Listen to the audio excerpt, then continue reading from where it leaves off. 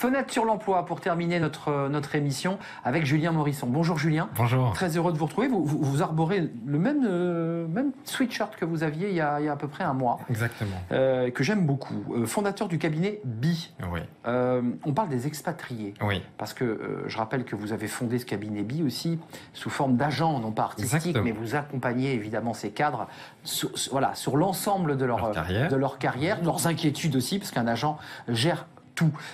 C'est qui nos fameux expatriés et dans quel pays sont-ils ?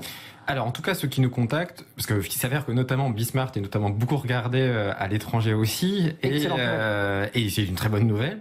Et on a des personnes qui nous contactent, soit qui sont en Angleterre, aux US, mais aussi un peu en Asie, par exemple à Singapour ou en Allemagne, qui nous contactent, notamment parce qu'ils ont des questions. En tout cas, ils se posent beaucoup de questions actuellement sur la situation, et certains sont amenés à vouloir revenir en France. Donc c'est beaucoup d'expatriés, mais c'est aussi des gens qui ont un contrat local, qui sont dans ces pays depuis 3, 4, 5 ans, et qui ont des motivations diverses qui les amènent en tout cas à vouloir revenir en France. Attendez, c'est la crise Covid qui accélère leur envie de retour ? Clairement, ouais, d'accord. Clairement, c'est la crise Covid. Alors, soit c'est parce que certains ne voient pas leur famille et pensaient voir leur famille en 2020, parce qu'elle n'avait pas vu en 2019, et cette année, ils se posent la question de savoir s'ils vont pouvoir rentrer. Donc, 3-4 ans sans voir ses parents, qui quand même ont parfois un certain âge aussi. Donc, c'est quand même compliqué. Donc, ceux-là sont amenés à se dire, mais finalement, je vais peut-être revenir en France définitivement. Ou aussi, on a une grande tendance de personnes qui se disent, moi, j'ai notamment une cliente qu'on a souhaité, à qui on a proposé une promotion aux US, qui dit non. Qui dit maintenant je vais revoir un peu l'ordre de mes priorités. Ma priorité c'est moi ma carrière et je vais me concentrer finalement sur l'éducation de mes enfants et je vais revenir en France. Radicalité aux US, au Royaume-Uni c'est compliqué parce que j'ai des gens que je connais qui ne peuvent pas revenir, qui sont bloqués à Londres et qui ne peuvent pas revenir. Donc c'est quand même un sentiment d'emprisonnement aussi des cadres, au-delà des liens familiaux. Oui, et encore, imaginez. Je suis pas libre. Oui, je suis un peu chez moi. Et encore, imaginez que ceux qui nous contactent, c'est quand même des gens qui, on va dire, ont un traitement, ils peuvent travailler à distance, enfin, chez eux, en télétravail. Donc, c'est quand même un cadre relativement confortable. Mais effectivement, vous n'êtes pas libre de vos mouvements. Vous n'êtes pas forcément la possibilité à l'attitude de voir vos proches. Et ça, pendant des mois et des mois et des mois, voire maintenant, on peut presque dire, pas des années, j'espère pas, mais enfin, quand même. On y va. C'est quand même très compliqué. En termes de projection, c'est quand même difficile. Donc vous êtes amené à revoir vos priorités. Alors, ces cadres vous appellent, des pays que vous évoquiez, de Singapour, Royaume-Uni et d'autres pays, et des US évidemment.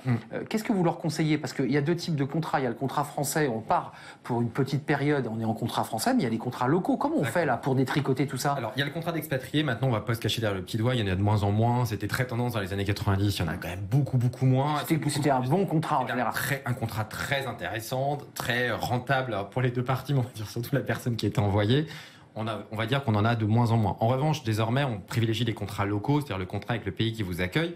Ça veut dire aussi que là, vous n'avez pas les indemnisations françaises. Ah oui. Et c'est une vraie question. Vous n'avez pas les fameuses ACDIC, notamment qui aux US en particulier, au Royaume-Uni, aux US, en Angleterre, à Singapour, en Espagne, enfin dans beaucoup de pays d'Europe. Vous n'avez pas ces avantages qui sont existants en France. Donc forcément, quand vous revenez, mais en fait, les questions qui se posent, c'est pas tant une inquiétude liée à cette prise en charge financière, c'est dire comment je vais moi revenir me positionner sur un marché avec quand même parfois des avantages sociaux, en tout cas des avantages de rémunération qui ne sont pas forcément les mêmes.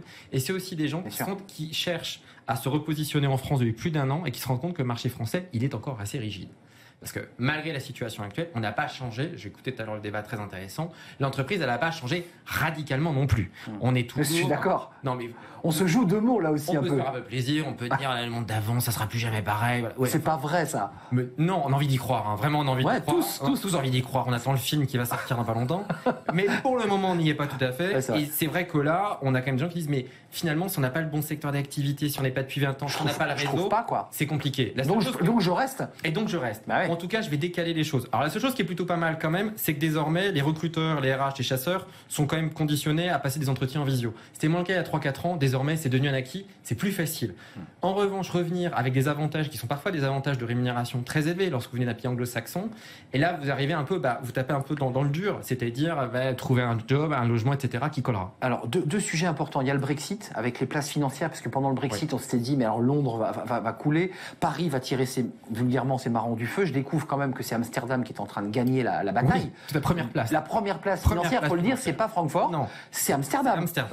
Donc ça veut dire quoi ? Ça veut dire que on est moins attractif que pour ceux qui sont dans la finance et les étrangers qui diraient tiens je vais à Paris, c'est plus aussi attractif que ça ? Mais ça dépend des secteurs d'activité. On va dire que Paris, par exemple, je vais prendre l'exemple de la capitale de la mode, par exemple du luxe. Bon, Paris actuellement, ça ne vous aura pas échappé que beaucoup au contraire partent. Parce qu'il ne se passe plus rien. C'est-à-dire qu'il faut bien imaginer que derrière, on perd 50, 60, 70%, il n'y a plus de touristes. Or, donc moi, ceux qui achetaient ceux qui achetaient, j'étais en échange la semaine dernière avec quelqu'un qui travaille dans ce milieu-là, qui disait que l'Allemagne et Londres est à peu près flat. Ici, c'est moins 40, moins 50%. On n'est pas flat du tout. Et l'Asie est à plus 30. Donc, les cartes sont en train de rejouer. Ça part en Asie. Ça part en Asie, ou éventuellement, ça va limiter la casse en Allemagne. Mais c'est pas forcément la France. En revanche, le conseil semble revenir un peu en honneur de sainteté, et ça recrute beaucoup dans le milieu du conseil, et aussi dans le digital, parce que le digital, c'est le grand gagnant de la situation. Avant de nous quitter, Julien Morisson, les étrangers qui lorgnent chez nous, c'est qui ? Il y a des étrangers qui se disent, je vais venir en France parce que j'aime bien ce pays aussi, tout simplement. Alors oui, c'est soit souvent des personnes qui sont mariées à un Français. Ouais, et couple mixte. Souvent, ce sont effectivement des couples mixtes. En tout cas, ceux qui nous contactent. Et qui nous connaissent, et qui connaissent notre culture. Qui connaissent la culture, qui trouvent Paris, parce que Paris reste et restera une des plus belles villes du monde. Il faut quand même qu'on en soit assez fiers de cette ville, de ce patrimoine. Donc on a quand même une carte à jouer. Donc c'est souvent des gens qui connaissent la culture et qui souhaitent vraiment s'impliquer, s'imprégner et s'installer là. Pour la durée. Ouais, bien sûr. Mais c'est vrai que les cartes sont en train d'être abattues dans la période que nous traversons actuellement. Quelle drôle de période. Oui. Voilà, vous n'avez pas mâché vos mots. Arrêtons de nous jouer de mots. On va bien savoir quel film va sortir. Est-ce que c'est un film d'horreur ? Est-ce que c'est une comédie ? C'est ça. Romantique peut-être ? Romantique, thriller, je ne sais pas. Merci Julien Morisson, Cabinet B évidemment. Merci d'être venu sur notre plateau. Merci à vous. Merci à toute l'équipe derrière en régie avec notre ami réalisateur, avec Fanny Griesmer, avec Pauline Gratel et avec Amanda Medero pour le son. Voilà, j'ai fait une bêtise, je me suis trompé dans le nom de l'ingénieur du son, mais je vous salue tous. C'était un vrai plaisir d'être avec vous. On se retrouve demain en direct, j'aurai tout remis dans l'ordre. D'ici là, portez-vous bien. À demain, bye bye.